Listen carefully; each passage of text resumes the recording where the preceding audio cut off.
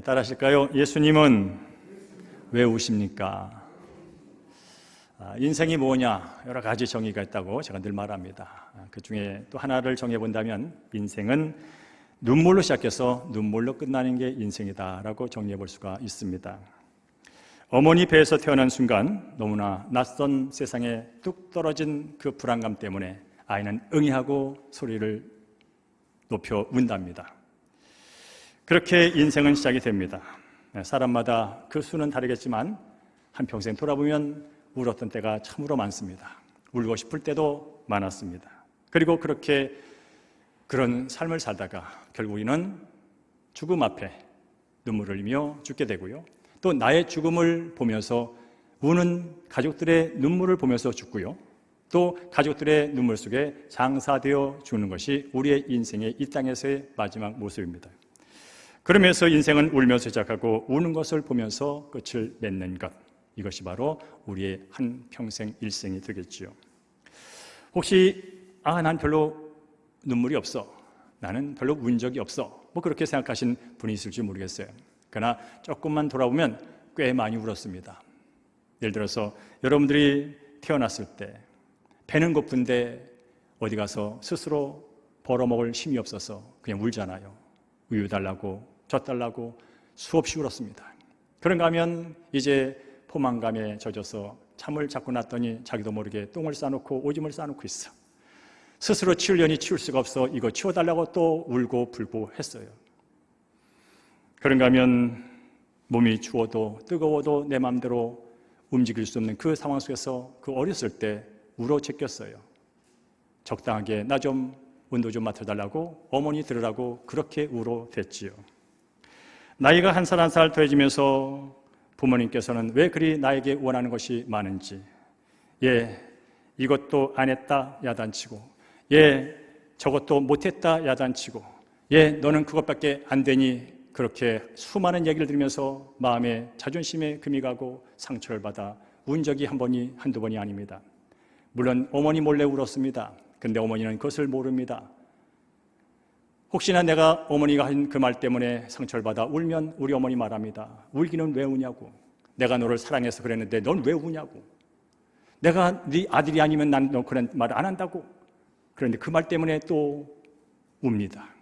이렇게 우리 아이들은 크면서 그렇게 울면서 자랍니다. 그리고 부모님 말씀 잘 본받아서 어금니 굳게 깨물고 이 학원 저 학원, 이 학교 저 학교 다니면서 공부하다가 대학에 들어가고 공부하다가 다시 직장 생활하며 사회생활을 나왔는데 세상은 또 왜 이래? 세상은 또 왜 이래? 경쟁과 거짓과 위선과 독성과 불의가 판치고 스트레스 피말리는 경쟁 구도 속에서 겉으로는 웃고 있는 것 같지만 속은 썩어가는 그 인생살이, 그 직장생활, 그 사업생활, 이렇게 인생은 울고 울면서 한평생을 이어가게 됩니다. 어쩌면 지금도 울고 싶은 마음에 이 자리에 앉아 계신 분이 있을 겁니다. 아니 어쩌면 지금 울면서 이 자리에 계실지도 모릅니다. 코로나19로 인해 당면한 현실 때문에 울고 계신 분이 있을 겁니다. 직장을 가고 싶어도 갈 수 없고, 은행의 잔고는 줄어들고 있고, 사업은 뜻대로 되지 않고, 아이들은 진로가 막혀 젊은 날 방구석에서 게임만 하고 있고, 여러 가지 모습을 보면서 아마 울고 싶은 분이 있을 것이고 아마 울고 있는 분이 있을 겁니다. 사회적인 거리두기가 또 2주 연장, 또 2주 연장, 또 2주 연장, 그 얘기를 들 때마다 가슴이 내려앉아 울고 싶은 분들이 있을 겁니다. 오래전에 그런 노래가 있었다지요. 이남희 씨라고 하는 그 가수가 이런 노래를 불렀습니다. 울고 싶어라, 울고 싶어라 이 마음, 사랑은 가고 친구도 가고 모두 다. 그렇습니다. 함께 친밀하게 지내던 사람이 하나 둘씩 내 곁을 떠날 때 우리는 울고 싶습니다. 코로나로 인해서 1년 동안 얼굴 한번 못 본 성도들을 생각할 때마다 저는 울고 싶을 때가 있습니다. 마음은 멀어지고 있지 않은지, 주님을 향한 믿음은 떠나고 있지 않은지, 카톡을 보내도, 메시지를 보내도, 설교를 보내도, 시를 보내도 반응 없는 그 성도들, 수년간 함께 예배하며 수년간 함께 기도했건만 이 코로나 앞에 서로의 소식을 알 수 없는 이 상황 앞에 저는 가끔 울고 싶을 때가 있습니다. 떠나보면 할 거야 라는 그 가사의 내용처럼 떨어져 있는 상황 속에서 우리는 그 과거 함께 했던 때가 얼마나 즐거웠는지, 아니 지금 못 보는 것도 괜찮지만 단지 인간의 대면이 아니라 혹시 그 못 봄이 하나님과 예수님과 떨어져가는 그런 자리에 혹시나 성도가 있지는 않은지, 그런 면에서 울고 싶을 때가 있습니다. 오늘 그래서 우는 얘기 좀 하겠습니다. 특별히 예수님도 우셨답니다. 그러니까 제가 우는 것, 여러분이 우는 것 그렇게 부끄러울 일 아닙니다. 천지를 창조하신 그 하나님의 아들 예수님이 우셨다니까요. 피조물이고 약하고 약해 빠진 내가 우는 거 못해주겠습니까? 아마 여러분들은 예수님이 우셨다고? 예수님이 눈물을 흘렸다고? 무슨 얘기야? 그분이 하나님 아니야? 그분이 천지 창조한 분 아니야? 그분이 모든 걸 하실 수 있는 능력이 있는 분이 아니야? 아쉬울 게 없는 분 아니야? 근데 왜 울었어? 라고 반문하실 수도 있겠지만 성경은 구체적으로 한 세 군데에서, 신약성경 세 군데에서 예수님이 우셨다고 분명하게 적어놓고 있습니다. 그래서 오늘은 한 두 가지 본문을 가지고 예수님이 왜 우셨는지 그 내용을 함께 살펴보도록 하겠습니다. 먼저 오늘 봤던 요한복음 11장 33절과 35절 스크린에 있는 것을 다시 한번 읽겠습니다. 시작. 예수께서 그가 우는 것과 또 함께 온 유대인들이 우는 것을 심령의 비통히 여기시고 불쌍히 여기사 예수께서 눈물을 흘리시더라. 예수께서 눈물을 흘리시더라. 제 얘기가 아니고 성경에 정확하게 기록되어 있는 거예요. 예수님께서 눈물을 흘리시더라. 배경을 보니까 왜 흘렸는가? 배경을 보니까 평소에 가깝게 지내던 나사로라고 하는 그 청년이 죽었어요. 그 죽음 앞에 정말 서럽게 우는 마르다와 마리아, 그 가족들을 보면서 또 그 가족의 슬픔 앞에 의료하게 문상 온 사람들의 그 울음을 보면서 예수님은 심령의 비통함을 느끼셨고 불쌍한 마음이 들었고 그리고 눈물을 흘리셨다고 기록되어 있습니다. 예수님은 왜 우셨을까? 겉으로 보면 인성을 가진 한 분으로서 인간의 연약함과 슬픔을 동정하시고 최유하시고 그 감정에 동감하시면서 흘린 어떤 눈물일 수 있을 것입니다. 하지만 예수님의 눈물은 단순히 한 사람의 죽음 앞에 죽음이 슬퍼 우는 그 가족들의 울음과는 차원이 다릅니다. 왜냐하면 예수님은 나사로의 죽음이 영원한 죽음이 아니라 다시 살아날 죽음이었다는 것을 알고 계십니다. 나사로의 죽음이 슬픈 사건이 아니라 그가 다시 살아남으로 인해서 예수님이 영광을 받게 되는 특별한 사건인 것을 그분은 알고 계셨기 때문에 나사로가 죽은 것 때문에 슬퍼 울지는 않았습니다. 물론 마리아와 마르다 가족과 이웃은 슬퍼서 울었습니다. 왜냐하면 죽은 현실, 나사로가 다시 살아난다는 사실을 몰랐기 때문에, 한 번 죽으면 끝난다고 하는 사실, 한 번의 이별, 영원한 이별이라는 사실을 알았기 때문에 그들은 슬퍼서 울었습니다.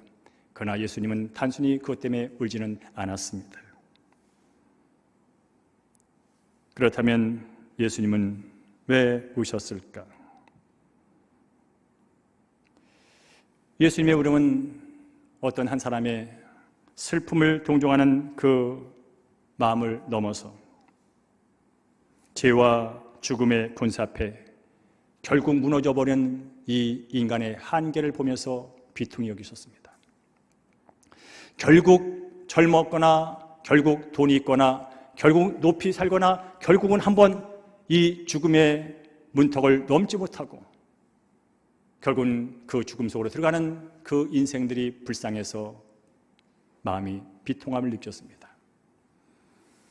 그리고 그 죽음을 보면서 슬퍼하며 처절하게 우는 사람들을 보면서 그는 죄와 죽음의 권세에 대한 분노감이 일어났습니다. 저 죄놈과 저 죽음의 권세만 없다면 하나님의 형상을 따라 지음받은 저 인생들이 저 죄의 고통과 죽음의 슬픔을 느끼지 않을 텐데, 저 죄라는 놈이, 제 죽음의 권세라는 놈이, 저 악한 것이 하나님의 형상을 따라 지음받은 저 인생들을 저렇게 결국은 만들고 마는구나 라는 사실 앞에 화가 나셨습니다. 그래서 이 비통에 대한 비통이라는 단어는 그런 단어입니다. 화가 났다는 단어입니다. 누구에게 화를 내겠습니까? 나사로에게 화를 내겠습니까? 마리아에게 화를 내겠습니까? 문상 온 사람에게 화를 내겠습니까? 바로 지금 이 인간의 한계를 갖고 장난치고 결국 죽음으로 모는 이 악한 세력에 대하여 주님은 분노하셨습니다. 뿐만 아니라 예수님은 누차 말씀했습니다. 나사로가 죽은 것은 영광을 위한 것이다. 믿게 하기 위한 것이다. 라면서 예수님께서 다시 살릴 것을 거듭 말씀해 주셨습니다. 그러나 사람들은 예수님의 말씀을 이해하지 못했습니다. 그래요, 예수님, 나사로가 다시 부활할 걸 믿긴 믿어요. 그건 종말의 때나 일어나는 거 아니에요. 지금은 아니잖아요. 아니야, 지금 일으킬 거야, 지금 살릴 거야 라고 말했건만 아니에요, 믿을 수 없어요 라면서 예수님의 능력과 예수님이 하시려고 하는 그 일들을 믿지 못한 불신앙 앞에 예수님은 그렇게 눈물을 소리 없이 흘리셨습니다. 여기서 눈물을 흘렸다는 뜻은 엉엉 울었다는 뜻이 아니라 그냥 스스로 눈물이 줄 흐르는, 조용히 흐르는 거예요. 남들이 우는지도 모를 정도로 우는 그런 눈물을 흘리고 있는 거예요. 예를 들면 그런 거예요. 부모님을 예로 들어볼게요. 아주 귀한 아들이 있어요. 정말 아이를 낳고 싶어 여러 번 애쓰다가 수년 만에 낳은 귀한 아들이에요. 그래서 이름을 귀진이라고 지었어요. 오늘 이하고는 상관없지만 저 이종 사촌 누나가 계셔요. 딸을 7을 낳았어요. 그래서 마지막 6째, 7째 여자애들 이름이 뭐냐면 종남이 종려야. 이 여자는 끝이다. 마지막으로 남자 낳자. 어떤 그런 의미로서 이름을 그렇게 줬어요. 그래서 정말 아들을 낳았어요. 얼마나 귀하겠어요. 이름이 그래서 귀진이야. 귀할기 진할진. 근데 아세요? 걔가 유치원 간 넘겨서 교통사고로 죽었다는 것을. 여러분, 그 죽음 앞에, 그 죽어가는 상황 앞에 그 엄마 아버지 어떻게 울었을까요? 아마 소리내어 엉엉 울기보다 소리 없이 비통한 가슴을 끌어안고 눈물을 쭉 흘렸을 것 같아요. 오늘 여기 한 부모가 귀한 아들을 낳았는데 이 아들 얼마나 정성껏 키웠겠어요? 얼마나 오냐오냐 사랑으로 키웠겠어요? 그런데 어느 날 이 아이가 부모 말을 듣지 않고 집을 나가기 시작을 해. 알고 봤더니 나쁜 불량배 꾀임에 빠져가지고 하는 일마다 죄를 짓고, 그러다가 감옥에 가고, 그러다가 사형 언도를 받았다면 그 귀한 아들이 가는 그 죄의 길을 바라보면서 그 어머니는 어떻게 울까요? 남 부끄러워 소리내 울지도 못한다니까요, 여러분. 그러나 그 가슴 속 그 눈가에는 눈물이 마를 날이 없다니까요. 왜 부모는 울까요? 내가 낳았지만 내 마음대로 안 되는 그 현실 앞에 눈물이 흘러.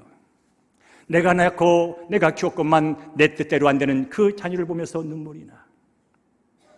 얘야, 그러면 안 된다. 얘야, 지금이라도 늦지 않았어. 그러면 안 돼. 이제 엄마 말을 들어야 라고 계속해서 사랑을 가지고 권면하고 제안하고만 엄마의 말을 뿌리치고 엄마의 손을 뿌리치고 그저 도망가는 무정한 그 아들을 바라보면 눈물이 또 흘러. 그리고 왜 눈물이 날까요? 그 순진했던 내 아들, 그 귀한 내 아들, 그 아들을 꾀임에 유혹에 빠뜨렸어. 죄짓게 만드는 그 나쁜 놈, 죄짓게 만드는 그 사회의 구조악들, 그걸 보면서 분노하면서 저 죄만 아니었다면, 저 나쁜 놈만 아니었다면, 저 사회적인 구조악만 아니었다면 우리 아들이 괜찮았을 텐데 하면서 거기에 분노하며 울지 않겠습니까? 예수님이 그랬습니다. 그리고 지금도 예수님은 이 땅 우리 한 사람 한 사람의 마음을 보면서 현실을 바라보면서 아마 비통하여 울고 있을 것입니다. 하나님의 형상을 따라 지음받은 사람들이 죄와 죽음에 눌려 신음하다 죽어가는 현실이 2000년 전, 3000년 전뿐에 있을 뿐 아니라 지금 이 시간도 있기 때문에 그렇답니다.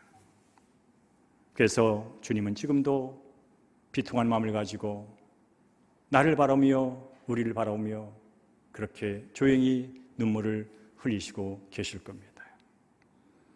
여기서 한 가지 적용해 봅시다. 지금 예수님이 나를 바라보신다면, 지금 예배드리는 나, 어제 가정에서, 직장에서, 사업터에서 그저 살아왔던 나의 모습을 예수님이 바라보고 계신다면 어떤 마음을 가지고 나를 바라보고 계실까? 나의 온전함과 나의 거룩함만 바라보시면서 웃으며 대견하며 그렇게 자랑스럽게만 바라보실까?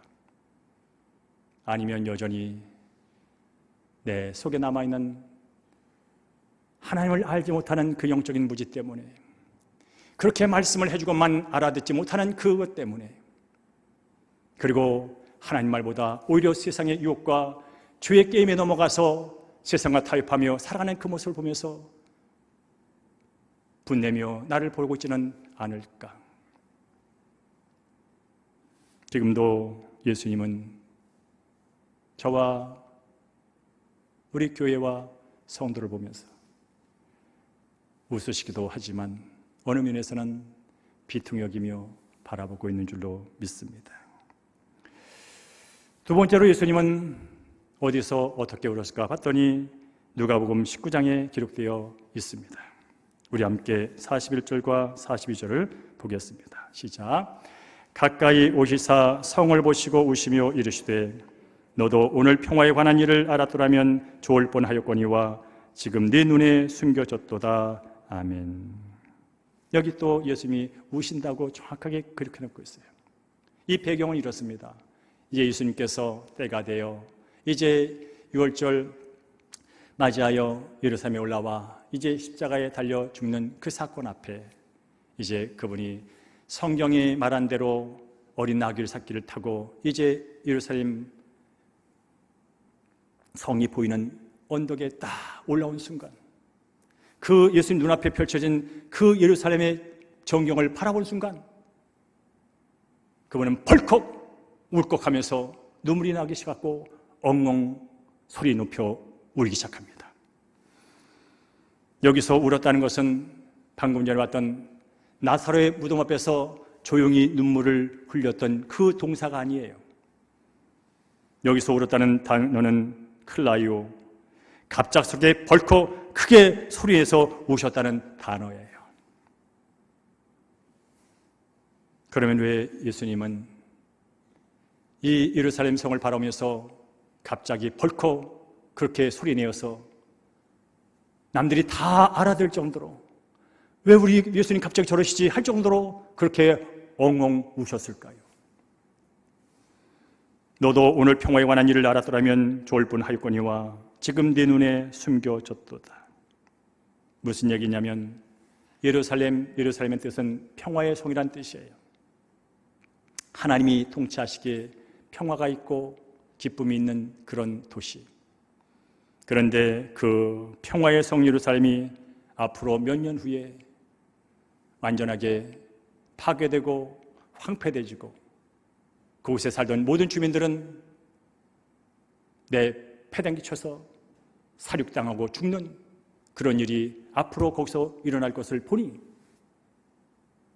벌컥 물컥 예수님은 눈물을 흘리셨어요.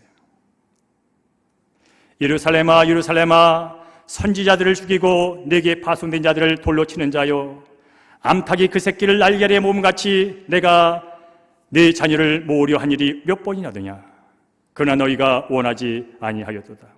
이게 무슨 얘기냐면 하나님께서 이스라엘 백성들을 특별히 선택하여 화평의 백성으로 평화의 민족으로 삼아 이 모든 땅에 평화를 이루려 했건만 저들이 하나님의 말씀을 거역하고 또 죄짓고 나쁜 일로 갈 때마다 하나님이 기름 부어 세우신 선지자를 보내어 이제 그만하십시오, 이제 돌아오십시오, 이제 회개하십시오, 이제 멀지 않아 여러분이 계속 죄를 짓는다면 심판 하나님의 진노가 임할 것이니 그만하십시오라고 수많은 선지자를 보냈건만 그 선지자들의 외침을 외면하고 그 선지자들의 목덜미를 잡아 내뱉겨 죽여버리는, 돌로 쳐 죽여버리는, 토베스로 죽여버리는 그런 무참한 일을 예루살렘 성 주민들이 했다 이 말이에요. 그리고 이제 하나님의 아들 독생자 예수가 직접 오셔서 그 일을 행하십니다. 천국이 가까웠느니라 회개하고 돌아 복음을 믿어라. 하나님의 아들이 직접 내려오셔서 이제 회개를 촉구하고 앞으로 하나님의 나라를 이루실 그 평화의 복음을 전하건만 바리새인, 종기도자, 정치자 그 어느 누구도 예수의 말을 듣지 않고 오히려 예수를 붙잡아 재판에 넘기고 십자가에 달려 죽게 만드는 이 죄의 결과로 이제 얼마 있어 이 예루살렘은 망하게 될 것이고 돌에 돌 덩어리 하나 남지 못하는 그 황폐한 예루살렘의 모습을 보면서 예수님은 그렇게 크게 우셨습니다. 누가복음 19장 오늘 읽었던 41절 그 하반부에 보면 어떻게 망하게 되는지를 기록해놓고 있습니다. 네 원수들이 토둔을 쌓고 너를 둘러 사면으로 가두고 또 너와 그 가운데 있는 네 자식을 땅에 메어치며 돌 하나도 돌에 남지 아니하리라. 여러분 상상해 보십시오. 여러분 지금 저 북악스카이에 올라가가지고 아니 남산 위에 올라가가지고 서울을 쳐다보는데 이제 10년 후에는 모든 63빌딩도 무너지고 최근에 있었던 파크원인도 무너져버리고 인간이 만몬의 우상이 되어서 우리의 기술을 자랑하며 세운 이 모든 것이 폐허로 변할 뿐 아니라 여기에 살고 있는 백성 한 사람 한 서울 시민 하나가 오늘 본문처럼 땅에 메어 쳐당해가지고 다 죽는 모습이 실제로 일어날 것이 여러분들 보인다면 땅을 치고 울지 않겠습니까? 소리 높여 울지 않겠습니까?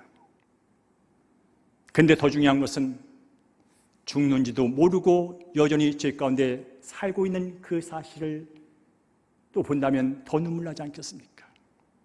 이제 돌아와도 된다고 말하고만 이제 돌아오면 살 수 있다고 기회를 있다고 말하고만 그 기회를 박차고 여전히 나쁜 짓으로 가는 사람을 보면 더 눈물 나지 않겠습니까?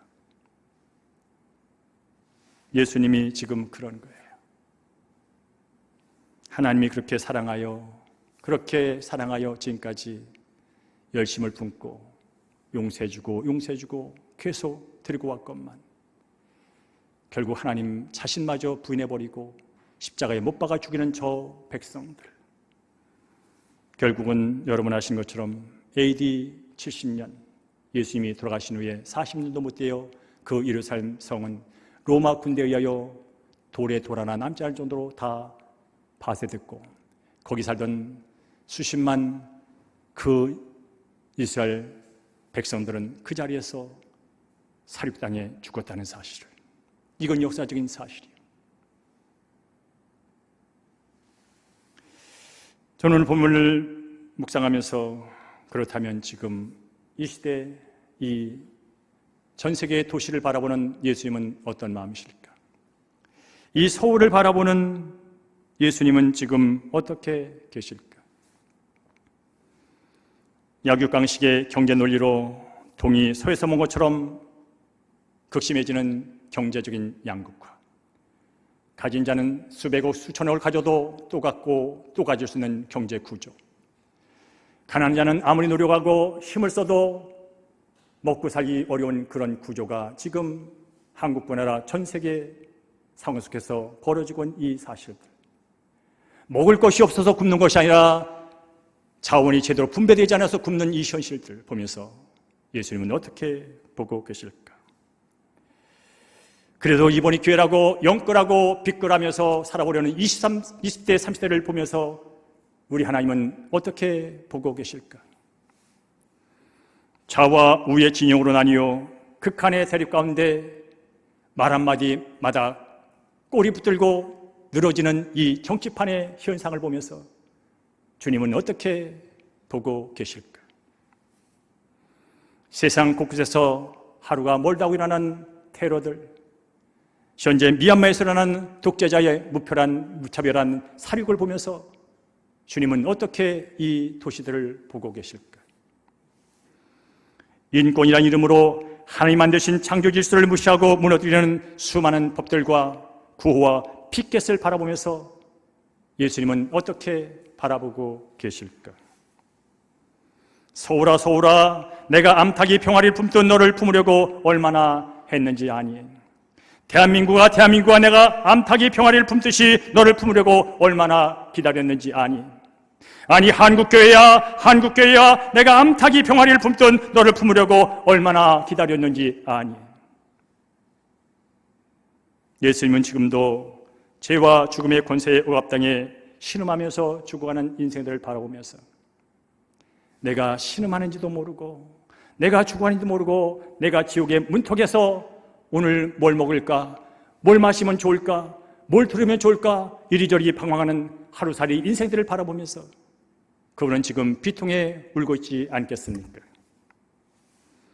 세상에 빛이 되거라, 세상에 소금이 되거라 하면서 우리를 먼저 불러주시고 교회를 세워줬건만 세상에 빛은커녕 세상에 소금인커녕 세상에 조롱거리가 되어 짓밟히는 이 교회의 모습을 보면서 주님은 어떻게 우리를 바라보고 계실까?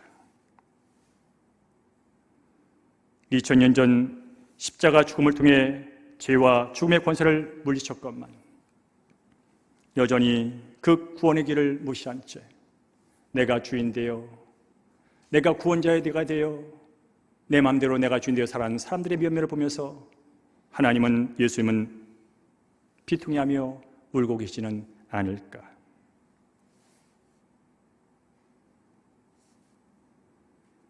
예수님이 지금 그런 마음으로 혹시 이 땅을 바라보고 이 도시를 바라보고 한국교회를 바라보고 나를 바라보고 있다면 그래도 어쨌거나 예수 믿고 구원받은 그리스도인인 나는 어떻게 살아야 할 것인가? 저는 여러 가지 살 내용들이 성경에 있지만 오늘 본문의 근거에서 찾아보고 싶다면 지금도 여전히 하나님의 우편에서 이 세상을 바라보면서 비통한 심정으로 바라보는 그 예수님의 마음을 가지고 우리 역시 한국교회 역시 이 세상을 바라보며 주님과 함께 우려해야 되지 않을까 하는 생각을 해봅니다. 임박한 하나님의 진외나를 모른 채 살아가는 이웃을 위해 눈물로 기도해야 하지 않을까 생각합니다. 사도 바울은 말합니다. 나의 형제, 나의 고륙, 나의 친척을 위해서 그들의 영혼 구원을 위하여 내가 저주를 받아 그리스도에게서 끊어질지라도 나는 내 혈육, 내 고륙, 내 친척이 구원받기를 원하고 그를 위하여 나는 고통을 감내하고 날마다 그치지 않는 눈물을 가지고 복음을 전했다고 사도 바울은 고백합니다. 사랑하는 성도님은 나의 연약한 현실, 나의 가난한 현실, 나의 아픈 건강 때문에 울어보셨겠습니다. 또 하나 올려서 내 주변에서 아파하고 죽어가는 그 형제 자매를 위해서 울어본 적은 언제입니까?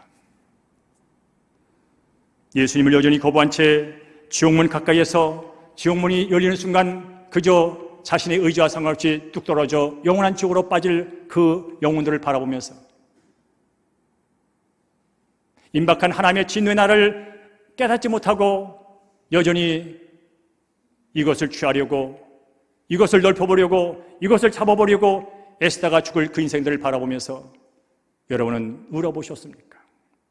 먹지 말라는 거 아닙니다. 보지 말라는 거 아닙니다. 일하지 말라는 거 아닙니다. 결국 그러다 죽을 인생, 지옥문이 열리면 그러다가 금덩어리 이 세상에 놓고 떨어질 인생, 그러다가 대통령, 장관, 변호사, 의사 직함 내고 떨어질 그 인생, 그러다가 20평, 30평, 6평 호화주택 놓고 떨어질 그 인생, 그 인생을 바라보면서 여러분은 어떻게 지내고 계십니까? 예수님은 십자가에 달려 죽으셨습니다. 그때 많은 사람들이 예수님이 십자가에 달려 죽는 모습 앞에 많이 울었습니다. 성경에 보니까 그 중에 큰 여자의 무리가 울었답니다. 여러분, 예수님이 십자가에 달려 죽을 때 얼마나 슬프겠어요? 세상적으로 말해도 33살밖에 안 된 젊은이, 그 젊은이를 통하여 얼마나 많은 사람이 혜택을 본지 아십니까? 귀신에 들렸던 자가 자유를 얻었고, 병든 자가 나무를 얻었고, 눈먼 자가 뜨어졌고, 문둥병자가 치료를 받았고, 돈은 있지만 외롭고 쓸쓸하고 왕따당했던 인생이 예수님의 친구가 되어서 위로를 받았고, 수많은 사람, 주님 때문에 새로운 인생, 새로운 가치를 발견했던 사람들이 예수님이 죽는 그 무덤 앞에, 그 장사되는 그 십자가 앞에 와서 엄청 울었다니까요. 특별히 수많은 여자들이 울었다는 거예요. 그때 예수님은 이렇게 말합니다. 예수께서 돌이켜 그들을 향하여 이르시되 예루살렘의 딸들아 나를 위하여 울지 말고 너희와 너희 자녀를 위해 울라. 예수님 죽는 거 슬픈 일이지요. 나한테 그렇게 잘해주신 분 저렇게 죄 없이 무고하게 재판받고 저렇게 죽는 거 참으로 울 일이지요. 그런데 예수님 말씀합니다. 예루살렘의 딸들아 나를 위해 울지 마. 대신 너희와 너희 자녀를 위해 울어. 무슨 말일까요? 예수님은 죽어도 사는 인생입니다. 그분은 3일 후면 부활할 인생입니다. 예수님은 처음과 끝을 아시는 분입니다. 그러나 많은 사람은 처음과 끝을 모르고 늘 눈에 보이는 것만 보며 사는 인생들입니다. 그렇게 살다가 영원한 지옥으로 간다면 이보다 불행한 것은 없습니다. 이제 나를 위해 울지 말고 너희와 너희 자녀를 위해 울어. 구원의 길이 왔건만, 생명의 길이 왔건만, 부활의 길이 왔건만 그것을 바라보지 못하고 여전히 죄 속에서 흑암 속에서 헤매다 죽을 인생들을 향해 울어. 그들이 새로운 길이요 진리요 생명이신 예수 그들을 만날 수 있도록 울어. 예수를 통하여 영원히 죽지 않는 그 길이 있음을 알려주기 위하여 울어. 지금 죽어도 영원히 사는 그 생명이 있음을 믿고 그 영혼들, 그 사랑하는 가족들도 그 삶을 살도록 울어. 그래야 영원히 안 울어. 지금 좀 웃겠다고 이리 하고 저리 하고 이리 챙기고 저리 챙기고 이리 바삐 살다가 영원히 우는 곳으로 간다니까. 그러나 지금 울면 영원히 눈물 없는 곳으로 간다니까. 사랑하는 성도님, 코로나19 때문에 우리의 삶이 이런 조형문화로 많이 닫혀 있습니다. 많이 닫혔습니다. 그래서 힘듭니다. 그런데 기억하십시오.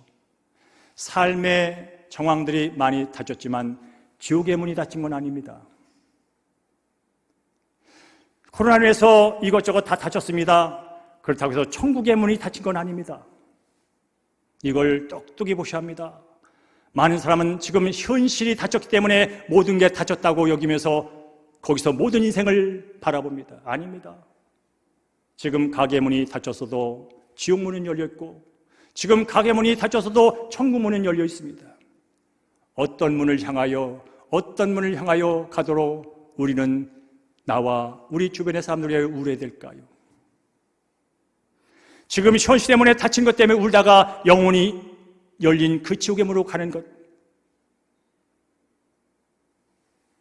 지금 현실의 문에 닫힌 것도 울지만 여전히 천국의 문이 열렸다는 사실 믿으시고 그 영혼을 위해 우는 저와 여러분 되기를 주의 이름으로 간절히 축원합니다. 눈물을 흘리며 씨를 뿌린 자는 기쁨으로 단을 거둘 것이다. 어쩌면 이 코로나로 인해서 1년 동안 우리는 참으로 울고 싶은 시간을 보내고 있습니다. 그러나 이 코로나로 인한 현실 때문에 울기도 하지만 이 현실 너머에 있는 것을 바라보면서 울 수 있는 믿음의 시간, 믿음의 기회, 다시 내 영안을 열 수 있는 그런 때인 것을 믿으시고 여러분 오늘부터 주님 앞에 울지 않겠습니까?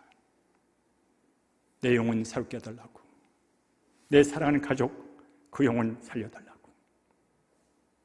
결국 70이요 80, 좀 더 연명하면 90, 100까지 산다지만 결국 거기서 끝날 인생들, 영원히 지속될 그 눈물 없는 곳을 향하여 가기 위하여 지금 내 눈물이 필요하다면 여러분의 사랑하는 가족을 위하여 울지 않으시겠습니까? 찬양팀 나오시고요. 아울러 폐역한 이 시대와 영적으로 도덕적으로 황폐해져가는 이 땅을 바라보면서 우십시다.